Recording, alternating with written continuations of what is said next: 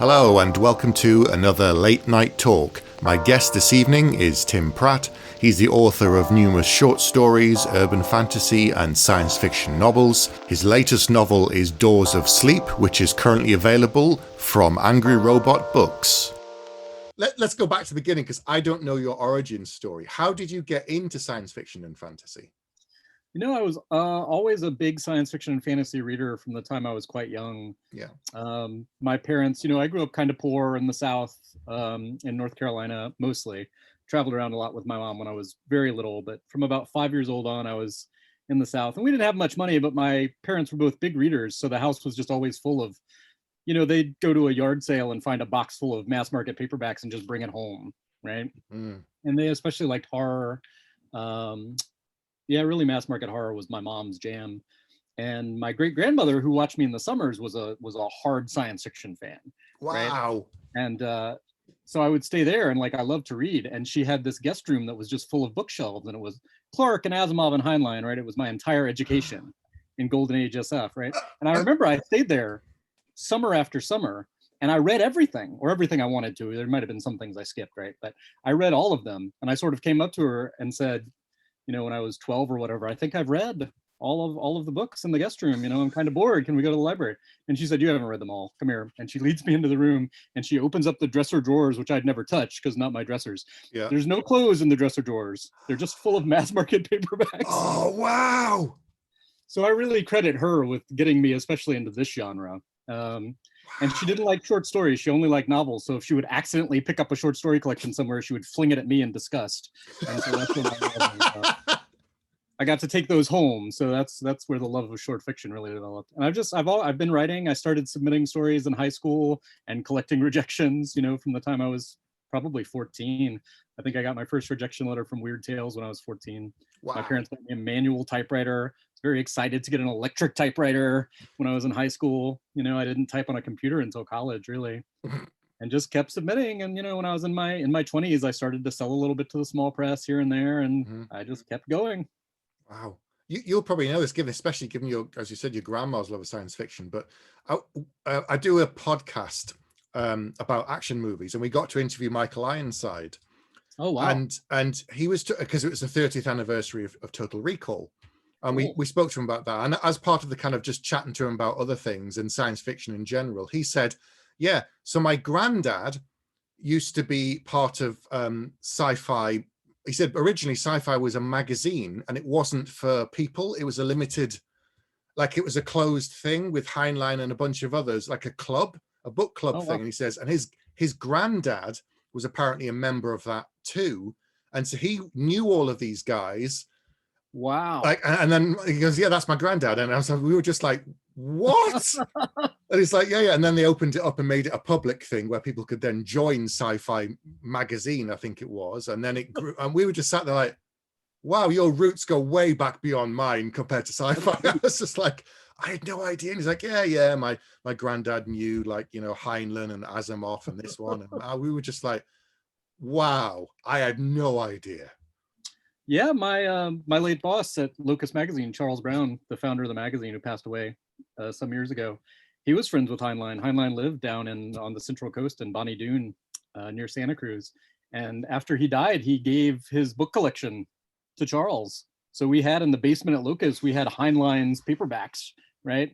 All stamped with his name and address in the inside front cover, right? And it was pretty cool. And we had a lot of his books too. We had all these foreign editions, right? Because he would get books from all over the world and he kept them on a shelf, and that shelf was then in the basement at Locus for years and years.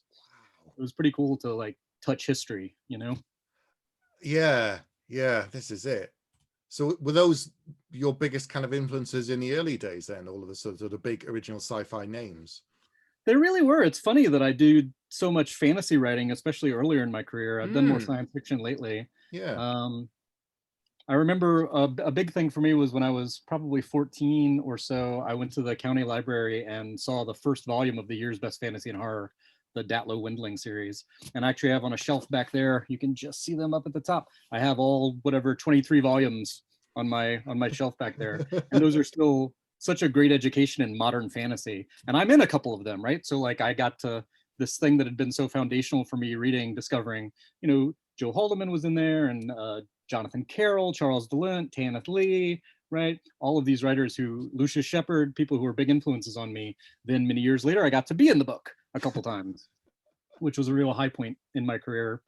Yeah, I was really lucky that I was exposed, despite my sort of very rural upbringing, I was exposed to so much great science fiction and fantasy. That's really lucky, really lucky. Yeah, my parents weren't really into that. They were like, oh, can you not read something else for a change? But I think they then got to the point they were happy just because I was constantly reading. I've never not been reading a book since I was about 8. And after a while, they're like, well, he's reading. He's fine. He's okay. He's not a slow kid, so... My mother once complained that she couldn't punish me effectively when I was a teenager because she could ground me. I would just sit in my room and read. And she said, I just can't bring myself. Oh, wait. Oh. I can't forbid you to read books. I just can't bring myself to do it. So I was unpunishable. It's like, go outside and play. Oh, I want to stay in and read. No, you'll go out and be an outdoors kid. Yeah, that'll teach you. That's right. I constantly find that I'm being almost like updated and renovated by new people that I read, and I'm constantly picking up things and admiring people and thinking, oh, that's interesting. And so are there any people more recently in the last like 10, 15 years that you think have had some kind of an influence on you? Because obviously I write predominantly fantasy, but some of the modern people I think, oh, that person's probably had a bit of an impact, or this one or that one. Yeah, it's hard to say. I look back at early influences. I read a lot of Stephen King when I was young. He was probably my favorite writer when I was in middle school. And so I think certainly a lot of that. Theodore Sturgeon, I read a lot as a teenager and in college, and that whole approach to humanistic science fiction, right? Like what's interesting about technology and science fiction is the impact it has on people. I feel like those people are just deep down in my DNA. The more modern people that I read, I absolutely read them more analytically and sort of think of ways to steal what they do, right? Jonathan Carroll, we just actually did an interview with him for Locus talking about his newest book, which is only published in Poland and Italy, Mr. Breakfast. And I was just thinking about how much I love his books, and what I love about them is how bizarre and ambiguous they are. You just never know what's going to happen from page to page, and it has this I have nothing against fantasy that is sort of systematized and has rules. I grew up playing Dungeons and Dragons, and I've written stuff with magic systems, but I also like things where there's this bizarre sense of the numinous, right? Like magic is weird, indefinable, hard to understand. And I admired that a lot in his writing. So that's something that I tried to take on. Kelly Link is my favorite short story writer. I don't even know that I could replicate the sort of effects that she does, but she's definitely someone I discovered as an adult, started reading when I was sort of already in the field, who had a huge impact on me in terms of what it's possible to do with short fiction. So she was major. I don't know, I'm reading all the time. The past 2 years, I've been a judge for the Ray Bradbury Prize. Right. So the LA Times Festival of Books does a whole bunch of book prizes, and they added a couple years ago with the support of the Bradbury estate, a specific science fiction and fantasy prize. And I've been on a jury with Tananarive Due and Kelly Link, which is awesome. They're fantastic. And we actually have almost wrapped up our deliberations for 2020. We worked out our top 10 list, and this weekend we're going to narrow it down to the top 5 and settle for sure on a winner. So for the past 2 years, I've been really immersed in the breadth of what's happening now in science fiction and fantasy. And it's just it's tremendous. Like, I had, maybe like a lot of people, been reading less new stuff. I was reading a lot of crime and mystery fiction because my whole life is science fiction. So I was reading sort of outside the genre, where I would let's reread some Terry Pratchett. I'm stressed out, and that'll chill me out, right? Like, that'll relax me. Because last year, no one can really blame anybody for taking refreshers, right? And a palate cleanser, and Yeah, it has been hard to stay on top of the award reading, especially for a prize that's for best science fiction or fantasy book, right? It's not novel, it's not collection, it's not novel, it's book, right? It's just anything in those genres. So it's been a huge field of stuff to explore. But I mean, there's Susanna Clarke, one of my favorite writers. Actually, her new book Piranesi, I loved. Super great book. William Gibson is still doing great stuff. Agency, I loved, is a great book. Stephen Graham Jones is a writer that I hadn't read very much until the past couple of years. His book Only Good Indians, just a tremendous horror novel. Anyway, I've wandered a little far afield from your influences question. But, It's fine. It's fine. Something I was going to ask later on is that, but I can ask it now because you brought it up. Is, do you ever, given that you work at Locus and you write this stuff anyway, do you ever just sometimes have to read something else? Do you ever, like when you're doing your work at Locus, when you're obviously, I know you don't do reviews much for them now. I heard you say in another interview, but in the UK we have something called a busman's holiday, where, like, have you heard that phrase before? Yeah. I mean, do you ever get that sometimes where you just look at a book and you go, I'm going to go and read a romance or a just because I can't. I do this for work. I write this, and do you ever sometimes think like, just nah? It is possible to get burned out, and it's a danger. Many years ago, I was on the Nebula Award short fiction jury. Right. Because sort of I came to prominence in the field when I had a story that was a Nebula nominee, and it was a jury pick. Like the people did not choose me. The jury picked the story to be on the ballot.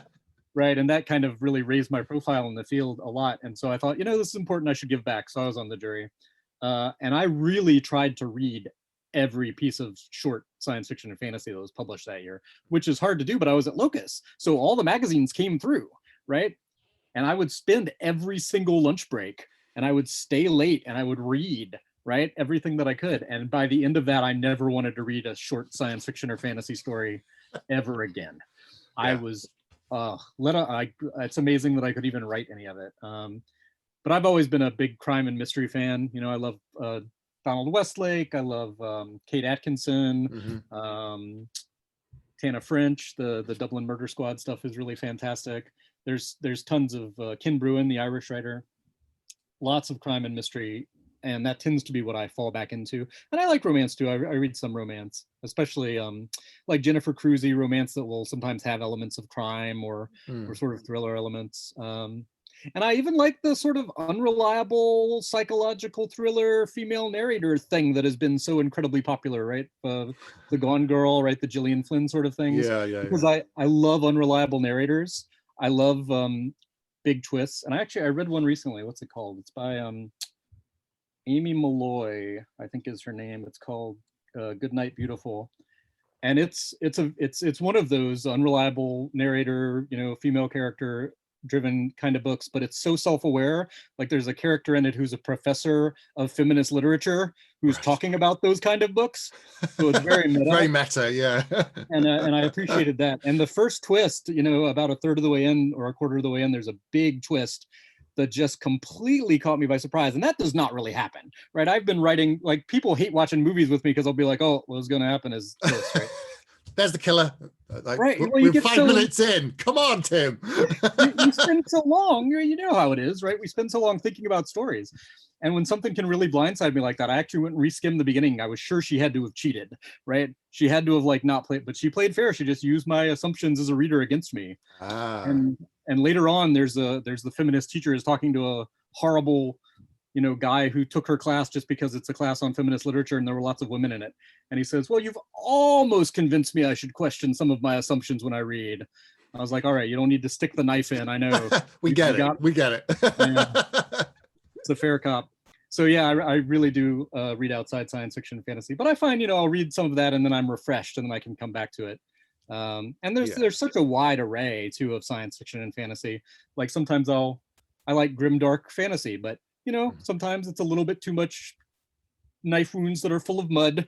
Yes. And then I'll go read some space opera or something, Yeah. You can jump around. It contains multitudes, our field. It's true. I do that as well. I did read different things. Like I just read a Peter McLean dark, which is a book which is kind of counted as dark.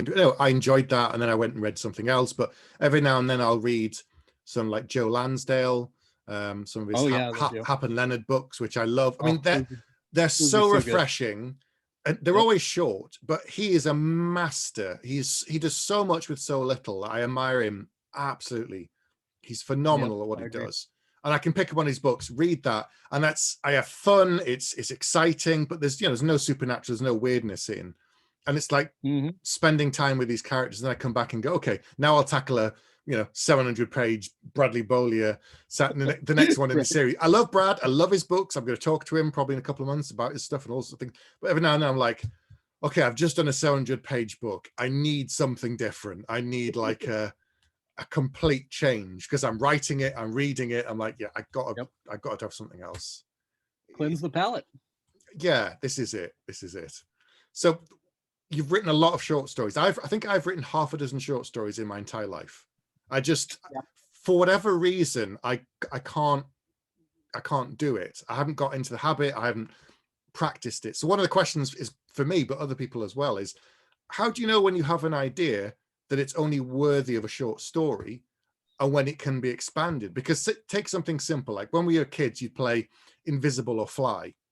Mm-hmm. And then if you thought, okay, what if someone does get invisibility? What would that actually be like? And I started thinking about it, and I thought, okay, how would it affect them day to day? How would it affect their job? Would you sneak in and you find your friends talking about you, and they don't know you're there? That's going to change your perception. And suddenly, like that suddenly grows. I'm like, yeah, no, now that's not a short story. So how do I, when do you know an idea is okay? That's it. I'm just going to explore this bit and then I'm done. As opposed to, oh, I can go into so many ways with this. Well, it's funny because I'm a very character-driven writer. Occasionally, my plotting gets complimented, and I'm always a little baffled because I'm one of those people who thinks plot is just what your characters do, right? like you get a character, you try to make them as psychologically realistic as you can, and then you put them in a situation, probably a really weird situation, since I write genre fiction, and then just write about what they would do. And if it's too easy for them, you add some other characters who have their own motivations, doing whatever they do, right? Ideally interfering with the other people. So for me, often my short stories end up being sort of test kitchens for novels. Like I'll write about a character almost as if I'm auditioning them to see if their voice is strong enough, if their personality is strong enough to cover a novel. Since I don't tend to do sort of big plot driven stuff, I usually start with character and sort of concept first, right? Yeah. So my book Doors of Sleep, the main character is Vax. I wrote 2 or 3 short stories about him before I did a novel. And he's a character who, the conceit is whenever he falls asleep or loses consciousness, he wakes up in another branch of the multiverse, right? So it's well designed for episodic sort of stories, right? That idea lends itself to like, here's a world, here's a difficulty, here's a situation that I have to cope with. So I did a few with him. And then thought, I think this is enough if I gave it sort of more of a narrative through line engine. If I gave him a bigger problem to solve and an antagonist who could follow him across worlds, then that's something that could sustain a longer novel. The other thing to keep in mind is my novels are like 80,000 words long, 90,000 words long, right? They probably qualify as a short story by your standards. So I tend to sort of do pretty linear, smaller scale, shorter time period stories anyway, for whatever reason. I've written ongoing series. I wrote like a 10-book urban fantasy series, but it was organized much more like Hap and Leonard than like the Malazan Book of the Fallen, for example, right? It's not a single giant story, it's episodic. The characters grow and change, and there's kind of bigger stuff happening in the background, but every book is kind of its own thing.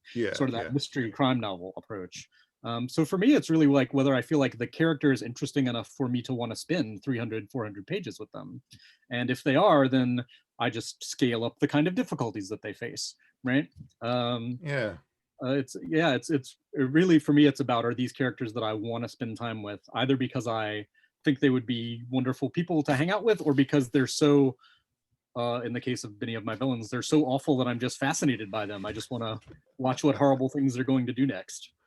I've never thought of it like that. I think it's because a lot of the short stories I probably read, or the way I was thinking about them, was that they'd started with the elevator concept, and then they've explored it in their mind, and then they've just taken a segment and they show you that part, and then it's just like, right, and that's it. But using it as a test bed for sort of longer stories, that sounds really interesting. I've not thought. And sometimes they're their own thing. If it's a story, I try to write about the most remarkable day that character's had, right? Or the most terrible day or series of days that they've had. And often I have a ton of characters that I thought, it would be fun to explore them at novel length, but I can write a book or 2 a year, right? There's I can't do it all. I do sometimes do sort of structural experiments with my short stories. I had one called Cup and Table that's been reprinted a lot.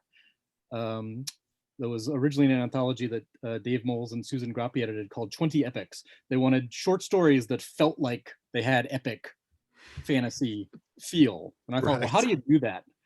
And my original idea was I would write an epic fantasy story that was all the transitional moments. It was all the sort of scenes before the giant battle, or after the citadel fell, right? And not actually show any of the real pivotal moments. And I ended up kind of pushing it beyond that and ended up sort of accidentally having to show some of the pivotal moments. But that was a sort of structural experiment that wouldn't have made any sense at novel length, right? It would be, I guess you could smash a 10-book fantasy into a single volume, but it would be really annoying, I think. There are little tricks you can do, but you might overstay your welcome, right? Like I did a story for my Patreon last month that was, it was called 6 Things That Happened the Moment You Left. And it's a second person story about this character who has just magical shit happening around them all the time, but they always just miss, right? And it was, again, this is not a conceit that would make any sense at novel length. It was fun to do as a story, right? But you can overstay your welcome. So if I'm trying to be too cute, sometimes it's better if it's a story. So with Doors of Sleep, you said you did a few short stories with Zax, and then did your patrons then say, we like this as well? Were they encouraging you to say, do more? We want to see more of this. They did. They wanted more stories with the character, and for me, the reason that I was initially resistant to do it, I just thought it was going to be a series of stories because it didn't have a through line, right? It didn't have, just by the very nature of it, I couldn't see how it could have like, I feel like a novel, you can write a purely episodic novel, but for me, I feel like I wanted to have a plot engine, right? Something that's running through it. And once I figured that out, I was like, oh, this could be a novel. And then I had to make some deviations from how the story was. I made him a little bit older, a little more experienced, just because otherwise he would have spent too much of the novel falling apart. I made some tweaks to his companions a little bit for how they were in the novel, also to sort of better equip them to deal with what were going to be larger threats, sort of less threat of the day and more overarching threats. They just needed to have a little more capability so they didn't just get squashed like bugs. So certainly the short stories are recognizable, and there are chunks of them floating around in the novel like bits of potato in a stew, right? There are pieces of those stories, elements of them still appear in the book, but they're pretty transformed since I had to make some changes. I'm never sure about Patreon. Obviously, you build your community of people that want to follow you and then support you. And I guess if they've gone that far to put some money down, they must like what you do, and therefore they're probably the right people to listen to, as opposed to general people. If you ask opinion on the internet, you'll get 50 of one and 50 of another, and it's like I'm not going to bother asking. They're my choir. I preach to them. They like what I have to say. So it's always a little bit daunting to then release something out into the wider world and see how everybody takes it as a whole. For my Patreon, it was interesting. It was really, I started it, like 6 years ago now. Wow. Maybe 7 years ago. When did I start it? 2013, I think. That can't be right. That's insane. God, 2015? I don't remember. Anyway. A while. It's got to be a while now. The years all run together. But yes, definitely a while. I think there's over 60 stories in the archive or something now. Wow. But I did it because I love short stories. I'm a better short story writer than a novelist. I think I've become a pretty good novelist, but short stories were my first love and the thing that I feel is sort of my natural length.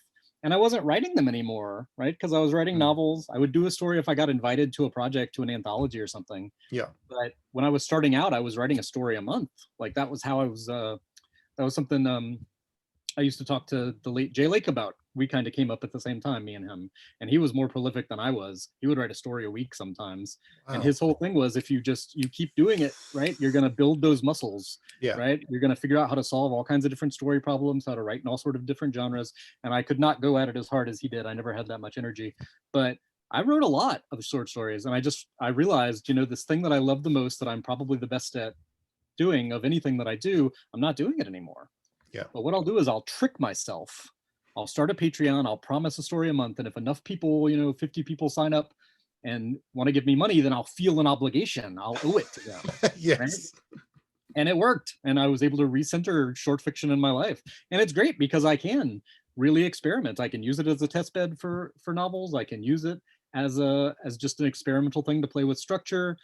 I can do ambitious, weird things. And if they fail, maybe a couple of patrons will even discuss, but mostly they've been happy to roll with me when I try things. So it's been immensely satisfying. And it's not, there are people who are making enough money to pay all their bills through Patreon, and I don't, but I make more probably than I would get selling a story to a magazine. Right. And often I can then, I'll sell the reprints, or I'll sell them to the podcast magazines. And they'll sort of get a wider audience beyond that, at least the best of them. So I mean, the Patreon has been really tremendous for me. And at this point, it's my kid's college fund. Basically, that money goes into an account for him, which is fantastic. I keep thinking about whether or not to do something like that. I don't know. It's something I might explore in the future. But I think I'm more like you. I think I'd be, rather than doing it for short stories, I might show them bits of what I'm doing, see if they like it, talk about projects I'm going to do next. I keep thinking about, mentoring and helping other writers, but I think that's using a lot of the same muscles that I do anyway. And so I'm thinking that's probably going to be more exhausting. So that if I was mentoring someone, I have to be very limited, I think. But anyway, it's all kind of things to think about. But as we become more hybrid authors, so many authors I know started in one thing or the other, and then they've just merged and become different things. Some have patrons, some self-published and traditional. The delineation is really changed. It used to be kind of, either this or this, you can't be anything in between. And it's changed, and the advances have come down. The size of the series has usually tended to shrink. Usually there are exceptions, but you don't see many 10-book series coming out these days. It's pretty rare. No, I mean, they like a trilogy. I've heard from a few different editors. After 3 books, we tend to see a fall off, so we like trilogies. It's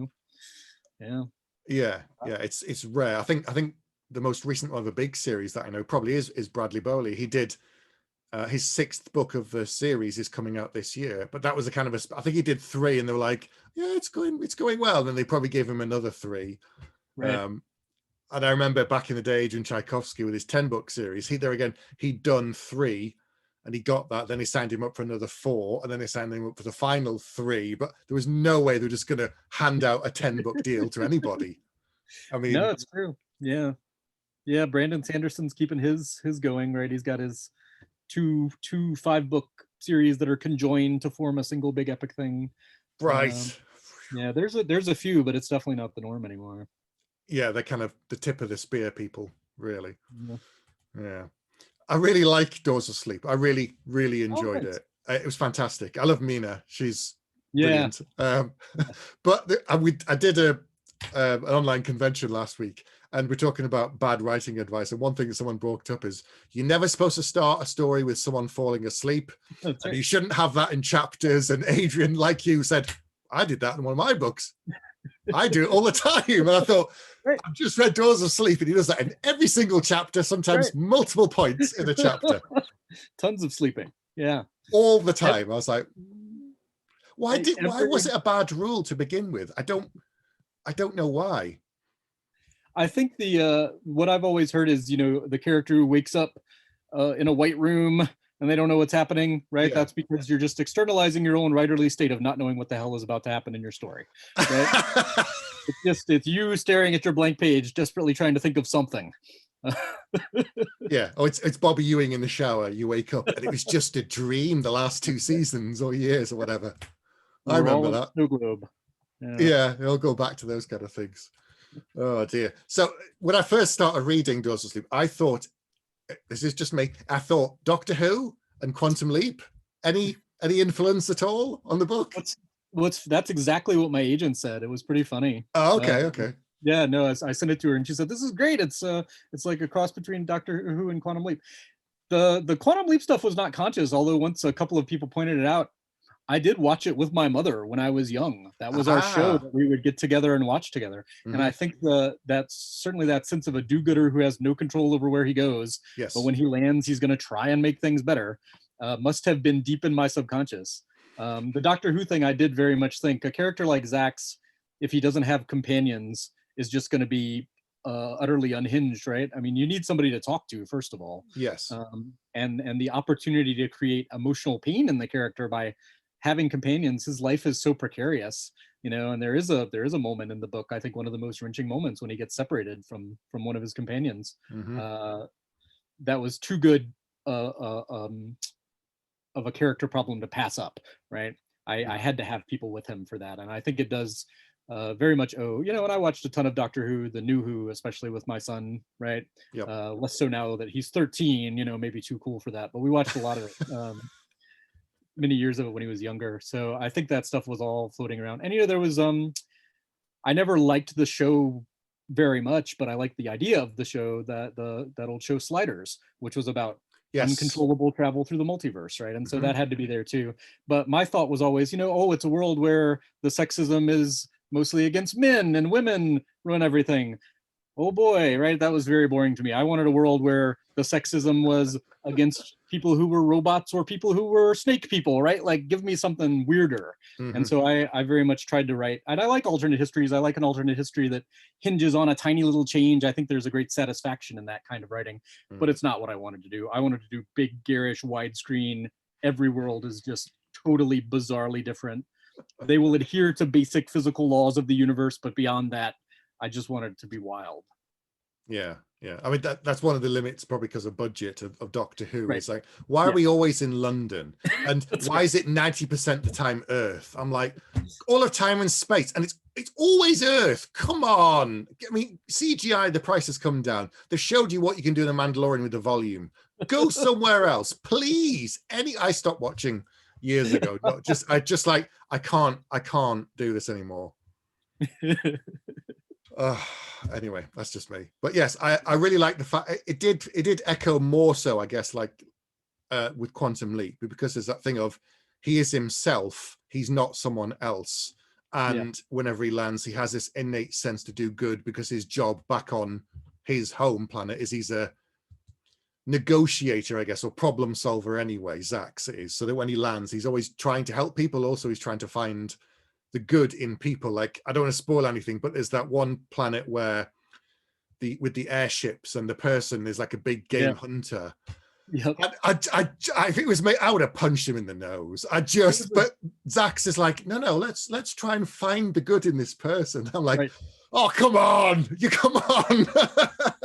A dreadful person, absolutely, product of his society to some extent, right? Yes. And well, Zax's whole thing in his world, he's a harmonizer, and their whole thing in his home world is contributing toward the whole, right? Finding your place within the context of the whole. Yeah. And so when he's confronted, as he is over and over and over, with a society that is itself poisonous and sick, it's really hard for him. And it was a fascinating challenge to write a character who doesn't solve problems with violence. Like I said, I had that 10-book urban fantasy series about a main character who loved solving problems with violence. Yeah. I did my Axiom space opera trilogy also with Angry Robot, and they're always blowing stuff up, right? They're fighting alien space fascists. Sometimes the only thing you can do is explode them. And to have a character who really never doesn't want to resort to violence, who wants to try to find a way forward, who believes in rehabilitation and reconciliation, and his companions are like, no, we should just kill this guy. Yes. Part of it would have been a shorter book. Also, he is hard to kill. The lector is hard to kill. But I think it was good for me to approach something where I could not solve the problem just by having him stab someone. Yeah, it certainly made it more challenging for him and for the readers. It says there isn't just a quick fix of, well, you kill the villain, go on to the next place. Oh, there's another villain, we just kill them. And it's that thing of, yeah, there's always repercussions, even though he's going to different universes, even though there's no connection between one and the other, so to speak. There's always repercussions because he's the constant. He's the thing that moves through all of them, and he'll know. Even if no one else will know, he will know, and he's his own worst judge and character, because he has his conscience with him wherever he goes, and he can't take that off like a new pair of shoes. It's just, that's right. It's I mean, a different kind of character faced with a multiverse that has no consequences, where you can do anything and just fall asleep and escape. Yeah, I could have very easily made it into a horror novel, right? But if the main character had been the Lecter instead, that's right. That's a very different book. Yeah, merry world after world of mayhem. But that's, like I was saying, plot is what your characters do. So you find the character who's gonna have particular struggles with whatever science fictional conceit you give them, and then you just watch what they do. Yeah. So given the whole falling asleep thing, do you think there are any rules that you can't break as a writer, or that you shouldn't break? I mean, I have said that I think the only sin in writing is to be boring. You know, I'll read any kind of experimental literature, stuff that, you know, violates all sorts of norms and expectations. Um, I tend to only get upset, and again, I'm not even going to say this necessarily this is a rule you can't break, but this is something that doesn't really work for me. Yeah. I remember reading Robert Anton Wilson's Illuminatus trilogy in college and getting to the part where deep in the series, all the characters realize that they're fictional characters in a book that someone wrote.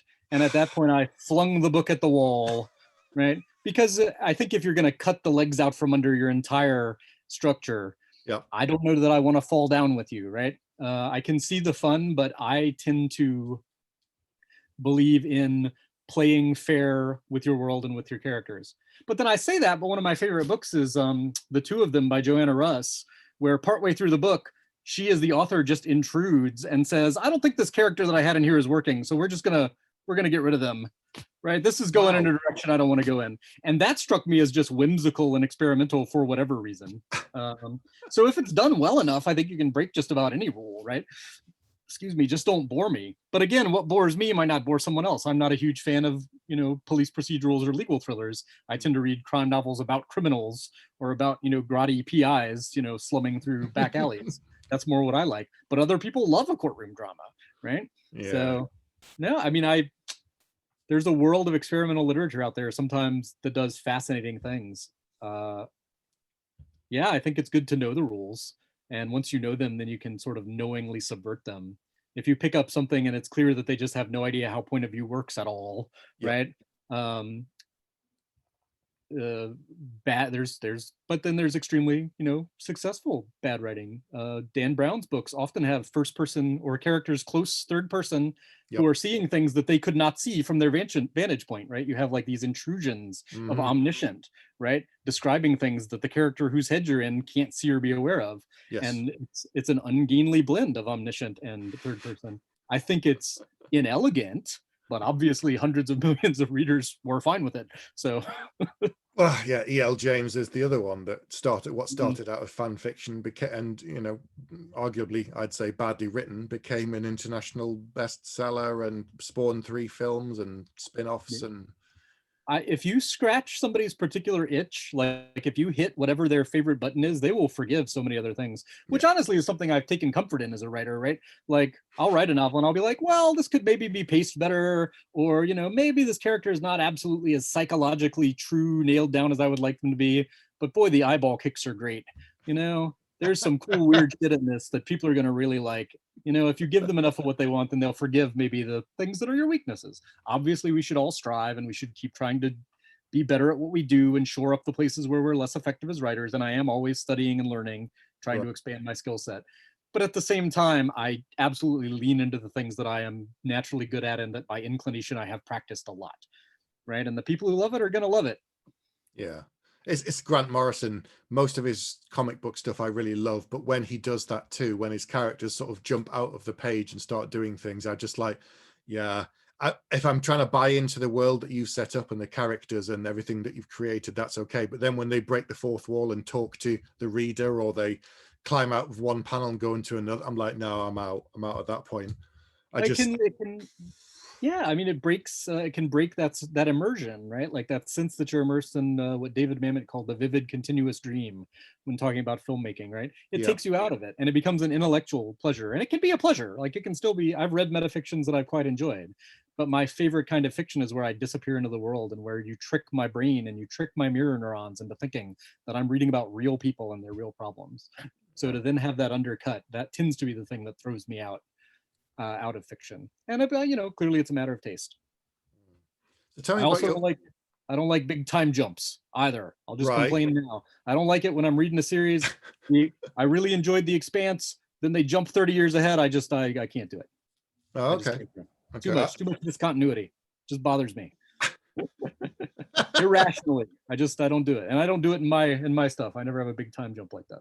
Couple months. I'm watching the show and I'm reading the books, so I'm not spoiling. So I've read the first 4 books. Okay, you have a little while before there's a time jump. But anyway. Yeah, I'll read 5 and then we get we're only going to get a season 6 of the show, and then that's it, as far as I know. I think so. But yeah, book 9 comes out this year, so Mm-hmm. I'll read that soon. So tell me about your work at Locus. I know you said you don't do reviews, so what do you do for them, sort of generally? Yeah, I used to review more back in the day, because I needed money more, probably. Or that $50 could really make a difference when I was in my late 20s with a newborn and all that. I guess I was 30 with a newborn, but I will still occasionally review something if there's a book that I really love that nobody else has covered for whatever reason. Then I'll be like, well, somebody should know about this, and every once in a while I'll put my hand in. I started working there. It'll be 20 years ago. Wow. This fall. Yeah, August 2001 I started, and I never expected to be at any job for that long. Sort of my whole life plan was work whatever crappy office or like bookstore job and write novels on the side. Yep. And instead I sort of I lucked into this job at Locus, where I was early on, I was just a grunt. That's how you started, especially back then when Charles Brown was in charge. You started out as his chauffeur, you cleaned the gutters, Really? Oh yeah, the office was in his house. It's not anymore. We have a lovely office in Oakland now, which I haven't been to in a year because of the pandemic, but it's very nice.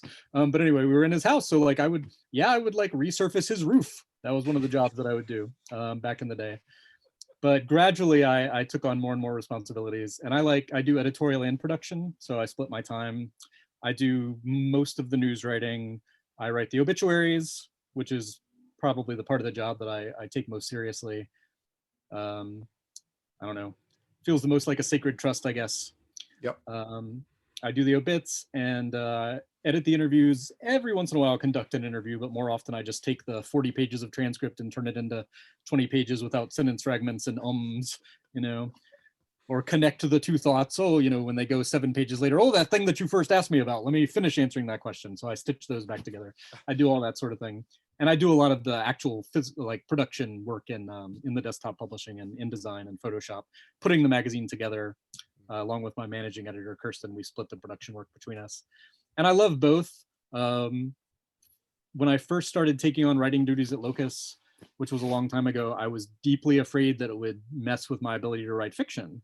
That if I was doing thousands of words of news writing, would I have any energy left? Yeah. And the result was just rigorous psychological compartmentalization, right? Like I just put the nonfiction writing in a box on this side and the fiction writing over here in a different box. And I can write news all day, and then I can come and I can still write fiction. At least back when I was working 5 days a week there and could only write at night and weekends. I went to 4 days a week a long time ago, which helped a lot also with sort of segregating the writing responsibilities. But yeah, I'm a senior editor there now, senior staff. It's wild. And we've been working remote since last March, right? So we went from all being in an office together. I mean, we have many contributors all over the world, but the sort of core staff of half a dozen of us, we're on Slack now, and we do Zoom stand-up meetings, right, where we all sit. And the whole workflow has changed, but we've kept the magazine, we've kept it going. Do you think you'll go back to the office? Because I know some people have said this works, we don't need to have the office, we'll save the money, we'll just keep doing it at our own home. Yeah, we get a ton of stuff mailed to us, right? We get a lot of books. So we still have the office, and our senior editor, Arlie Sorg, who also edits Fantasy Magazine. Arlie is in there, he's in the office probably every day, answering the mail and doing all his stuff from the office. So there's still a presence there. As for whether we'll go back, my boss, Liza Tromby, our editor-in-chief, really likes being able to touch base with everybody, and just being able to kind of go around and check on things. It's just her management style, which is very effective. That said, she has told me she would probably only force me to come in maybe 1 day a week, because I got to say, this really works for me. Working here in my house really works for me. I mean, especially now, once my kid is able to go back to actual physical school, it'll be different. But, right now, he's here and he's still doing stuff, right? So certainly while he's trying to do school on Zoom, right, at his computer in his room, it's beneficial for me to be around, for me to be in the house. But what I do is I write and I move pixels around in InDesign, and those are two things that I can do in my living room. So yeah, this is it. Yeah. Yeah, not, right. not having the commute for me has been fantastic. The 2 hours a day you lose. Yeah, I'd lose every day driving or more, depending on traffic. I don't have any of that anymore because I predominantly work at home now. It's such a relief. It's such a I don't take it for granted, having spent many a year caught in the car and snow and rain and traffic and yeah. We were in San Leandro for a while, and the commute was, on a good day it was half an hour. On a bad day it could be 45 minutes or even an hour, because it was on a very choked interstate that could get very full at rush hour, and if there was ever an accident, it was a nightmare. But then we moved to a place that's a 7-minute train ride from my house, and I'm right next to the commuter train, which again I have not been on for a year because it's full of viruses, I assume. But my commute honestly was not that bad for the last bit before quarantine kicked in. do you think working at Locus these 20 years now, as you said, has it made you more willing, or have you found it easier to accept criticism and reviews from people? Because sometimes, I mean, I don't read reviews, but sometimes I'm sent them by certain people and I end up reading them, and it's person's opinion. You go, all right, fine, whatever, I can leave it. Occasionally I read a review and they've just got something wrong. It's not that their opinion is actually wrong, but I can't write back to them and tell them because you can't. So how do you deal with stuff like that? Given that you've been on both sides of the fence effectively. Yeah. Well, I remember talking to Charles when I first started reviewing, and I said, so my concern is that I'm hoping to enter this field, right? I was very much a neophyte at that time. I just sold a few stories. Yeah. And am I going to make enemies, right? Like, excuse me, is this a lane that I should be getting into? And he said that his feeling from his decades in the field was that by and large, people get it. People understand that this is field is a huge conversation. We're all reading each other. We're all thinking about what people are doing.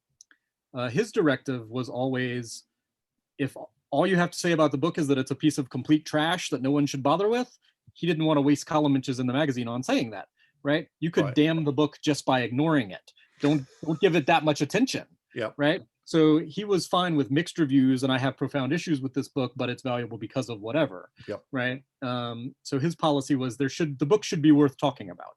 And that made it a little bit easier, right? Because then if you read something, I could be absolved from even finishing it, right? I wasn't assigned books to review. I would be offered books to review, but if I hated them, I wasn't forced to then review them. In terms of dealing with my own reviews, I realized when I was pretty young and new to the field and started getting coverage that there was no upside to ever looking at reviews, because a bad review would just depress and demoralize me, and a good review would make me feel smug, right? And neither one of those is good for me, right? And reviews are for other people. They're not for the author. And I do not seek out my reviews by any means, but now people will tweet them and I have to glance at them before I retweet them. At least make sure that they're not saying that I am a pustule upon the anus of society. That's right, exactly. Yeah. Make sure that they're, it's at least, says something constructive or positive, even if it's not a rave. But that said, like at this point, I had to look at something on Goodreads. I forget why. A friend of mine linked me to something, and while I was there, it just I saw one of my books, and there was a review, and it was a 1-star review, and it really hated it. Just hated the book, but the review was actually hilarious, right? And this was a book that I published in 2007 or something, right? It's hardly fresh in my mind, and I was sort of reading it, thinking, probably that's a fair cop, right? Like. That probably were a lot of info dumps in that book. You're probably right. But it was just a very funny, bitchy cabaret act of a review. And I thought, okay, I can appreciate this as an art form. You're not going to work for everybody. Yeah. So when writers people who are trying to write fiction who also want to write reviews sometimes have some hesitance, right? And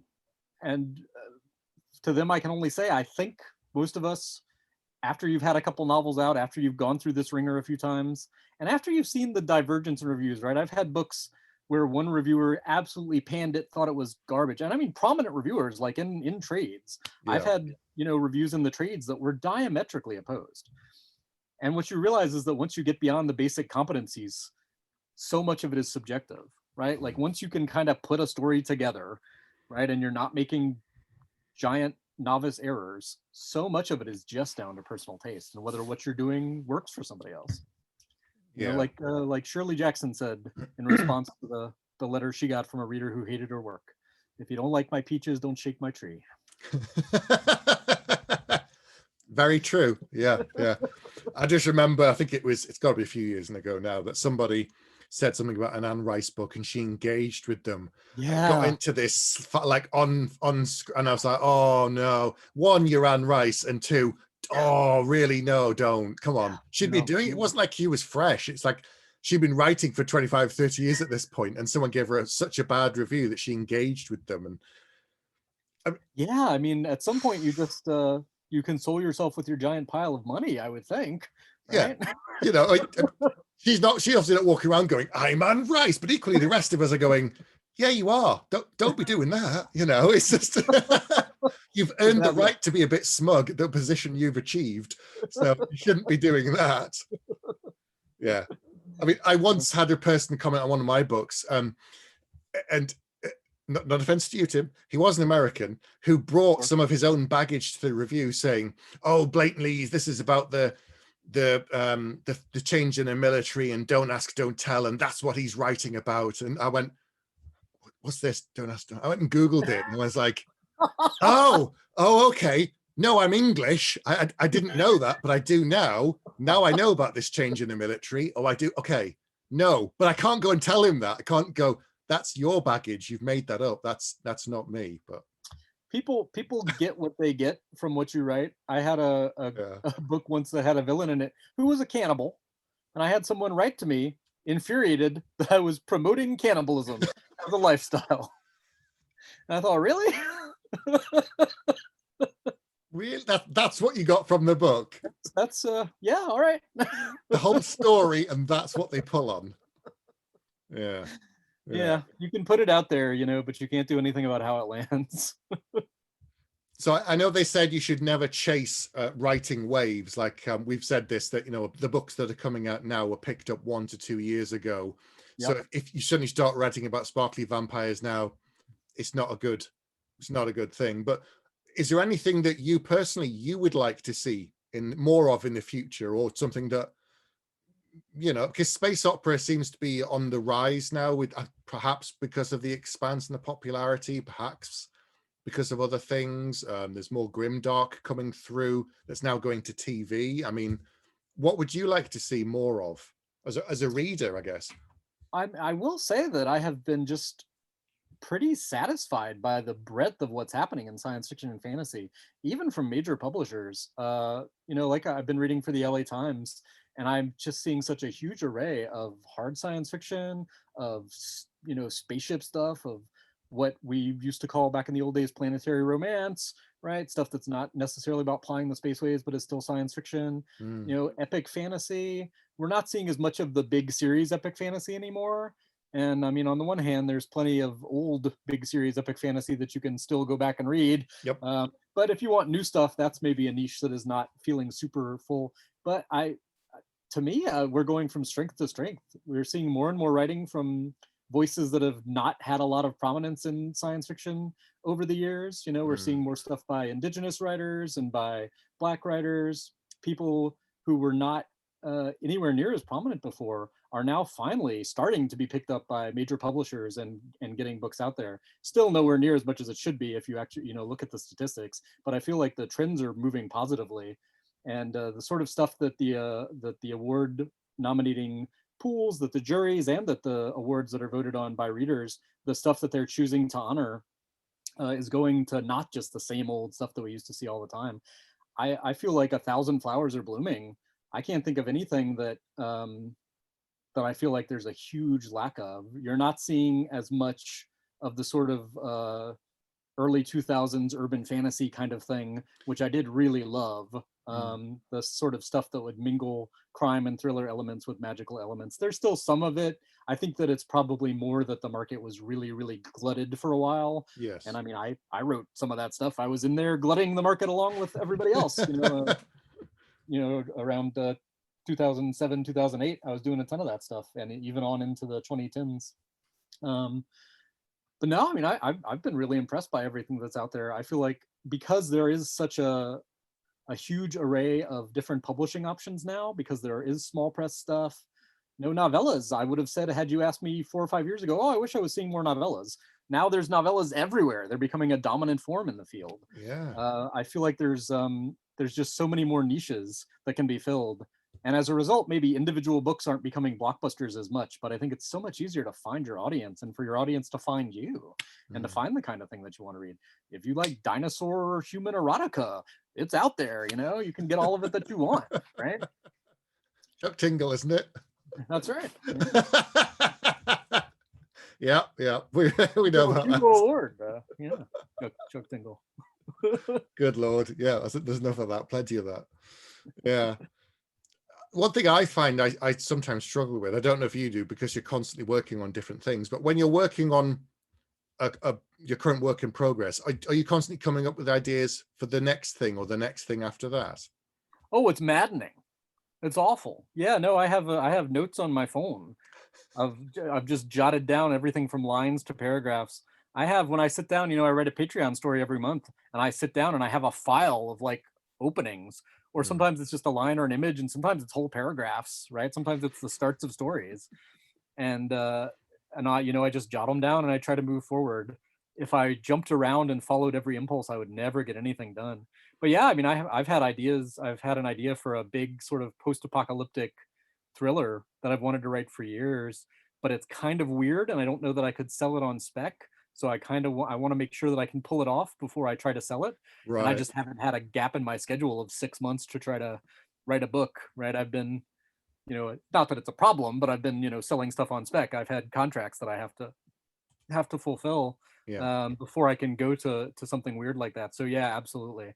The grass is always greener. What's in the next field? What's over the fence? Absolutely. Yeah. And a lot of my writing is I will read something and I will think I would have done that differently, right? Not even necessarily I would have done it better, just I would have done it differently, or I thought that was going in a different direction, or I hoped it would. Yes. And then I'll want to do, something along those lines. Like I read tons of multiverse stuff and I love multiverse stuff. But I would often think, I would have done it a little differently. And it took me years, but finally I did Doors of Sleep. I finally did that impulse. I've been thinking a lot about time loop stories. It was Groundhog Day quite recently. So I was thinking about time loop stories. And there are lots of them that I love and really interesting takes on them. And I have an idea for an absurdly overcomplicated, impossible to elevator pitch time loop novel that I would love to write. I don't know when I'm ever going to do that, but it's on the long list in my head of stuff I'd like to get to someday.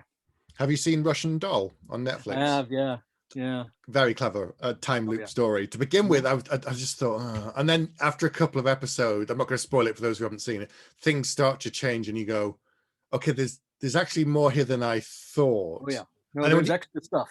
I rewatched it a second time, only because the first time you're not really looking, you're just going along. And then the second time I think, this is a lot cleverer than I thought. And they're doing a second season, but I'm not sure if that's a good idea. Not, certain things work and then they go, do another one. I'm thinking, not always a good place to go. Yeah. Maybe the creators should have just done, the same creators should have done something new, but maybe they'll surprise me. Who knows? Yeah, wait and see. So what are you working on now, or what's next? Is there a sequel to Doors of Sleep? There is. I just recently signed the contracts for it.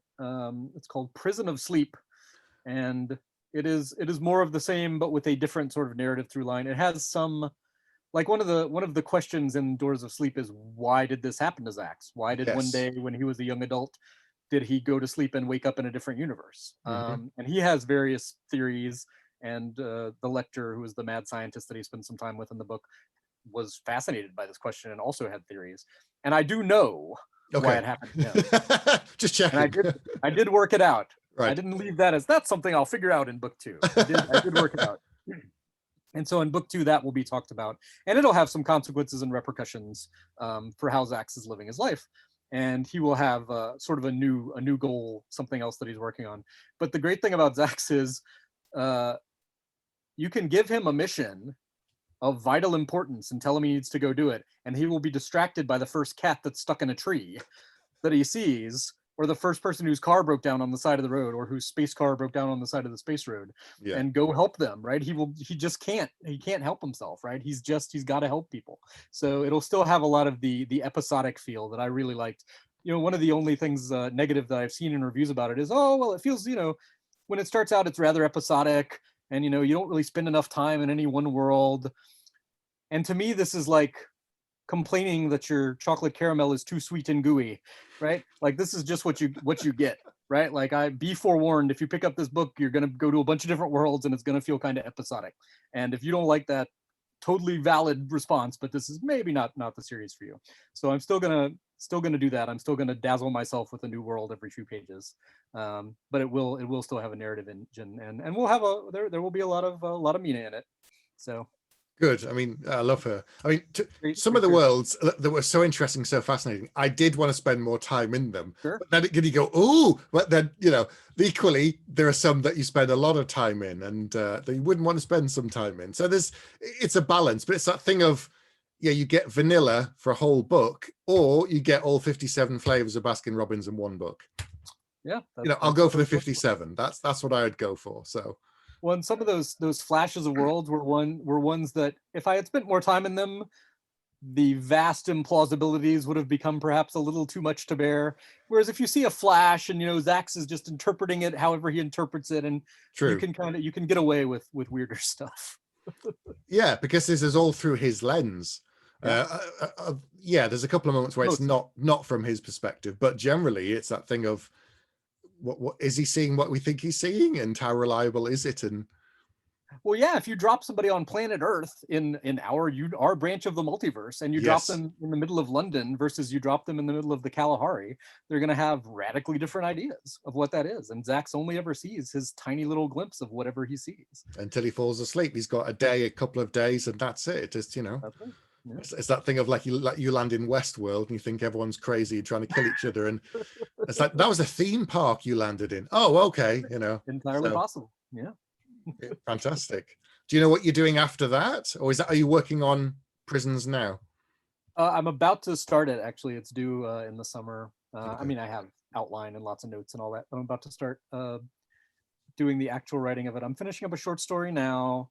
That's what I was working on this morning. It's a novella. It'll be done probably this weekend, and then I'll jump into Prison of Sleep. Yeah. Excellent. After that, I've been doing some writing for the Twilight Imperium strategy board game. Oh wow! Some stuff set in that world, that big weird space opera world. And the first one came out recently. It's called The Fractured Void. And I'm doing edits now on the second one, Necropolis Empire. I just got the edit letter back on that. And thankfully, they didn't say, this is horrible, tear it all down, start from the bottom. It's pretty much little tweaks, fortunately. So yeah, the next thing after that is the next Zax novel. And then we'll see what happens after that. There's some potential irons and some potential fires, but no contract signed yet. Fair enough. Keep it close to your chest. No spoilers. Well, you never want to say something and then have it fall through. This is it. Absolutely. Yeah. It's good. Well, I really enjoyed Doors Sleep. I thought it was fantastic. I needed something fun and exciting and interesting, and it's packed with so many ideas. As you say, it was just, there's so many little glimpses of cool things in there that I was never bored. There you go. I was never bored. It was written mostly before quarantine times. But I was absolutely thinking, as it was coming out, this is a good book to come out when no one can leave their house. Yes. Right? Now you can see 1,000 worlds. Go everywhere, do everything. Travel. He can go places and meet people. It's amazing. What is that like? I have no idea. This is as close as I get, Yeah, right. It's one of the reasons I started doing this. I miss talking to people and writers. I just, I really miss conventions. Yeah. But it's so much fun. Hey, thank you for coming on and talking to me. This was a lot of fun. I'll put all the links down below to everyone to check out your books and what's going on and catch up with you on social media. But thanks for coming on, and I hope to see you again at a convention in the future at some point. It would be good. I'd go back. Yeah, I'd love to spend some time on your side of the pond. Yeah. Good night, everyone.